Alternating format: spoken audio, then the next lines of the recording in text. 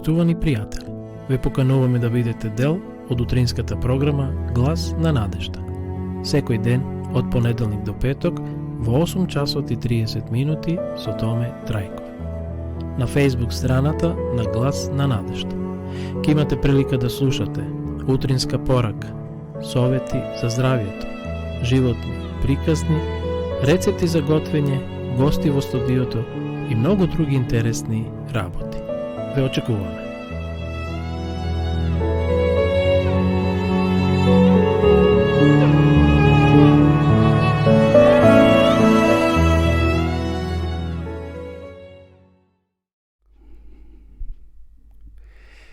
Почитувани гледачи, добро утро. Срдечен поздрав од студиото на Глас на надежда од Кавадарци. Поздрав од мене и од мојот соработник Драгослав Методиев, кој е од другата страна на студиото. Денеска е 18 ноември, сонцето изгрее во 6 часот и 25 минути, а ќе зајде во 16 часот и 9 минути. Според временската прогноза, денеска ќе имаме предпладне во котлините појава на магла и значителна ниска облачност и во западните делови ќе има услови за слаб дожд. Вдолж поврдерието ќе дува слаб до умерен северен ветер. Може да ја проследиме прогнозата, почитувани гледачи, и за утре, која гласи: во западните делови умерено до значително облачно, а во источните делови посончево. Ќе се задржи малку посвежо и ќе дува слаб до умерен вдолж поврдерието повремено засилен ветер од северен правец. Кога ја посматрам картата на нашата земја, на Република Македонија, прогнозата вели дека во крајните западни делови температурата ќе се движи од 2 до 8 степени, во северните делови од 4 до 14, во крајно јужните делови од 6 до 17, во централниот дел на Македонија температурата ќе се движи од 4 до 13 степени. Во Кавадарци ова утро е малку свежо, со облаци, има и висока магла, но како и да е, се уште се наоѓаме во така наречените потопли есенски денови. И затоа искористите го, почитувани гледачи, и овој 18 ноември за сите ваши активности да ги завршите на време. Верувам дека ќе имате благословен ден, ден кој Господ ни го подари во нашиот живот. Како и секој утро, пред да поминеме на оние по озбилните работи во смисол утринската порака и другите содржини кои ги приготвивме, јас би сакал да се помолиме накратко. Драги Боже, од срце ти благодариме и за ова утро, и за овој нов ден што ни го подаруваш во Твојата милост. Се предаваме во Твои раце, ти да управуваш со нашите активности, со нашите работи и да бидат благословени. Тоа ти молиме во името Исусово. Амин. Денешната утринска порака, почитувани гледачи, ја наоѓаме во Евангелието според Јована 8 глава, 44 стих и Јов 1 глава, 7 стих. Еве како гласи денешната порака: физички напади од сатаната. Тогаш Господ го праша сатаната: од каде доаѓаш? Еве поминав низ земјата и ја обиколив, одговори тој. Неговите искушенија мнозина водат во пропаст. Неумереноста го отапува разумот. Кон ова следат сетилни задоволства, караници и крвопролевања. Сатаната ужива во војната, зашто војната буди најлоши страсти во душата и потоа ги фрла во вечна пропаст своите жртви, потонати во порок и грев, односно крв. Негова цел е народите да ги раздразни, да војуваат едни против други, зашто така може мислите на луѓето да ги одврати од неопходната подготовка да обстанат во денот на Божјето доаѓање. Сатаната исто така работи преку природните сили да ги собере неподготвените души за својата жетва.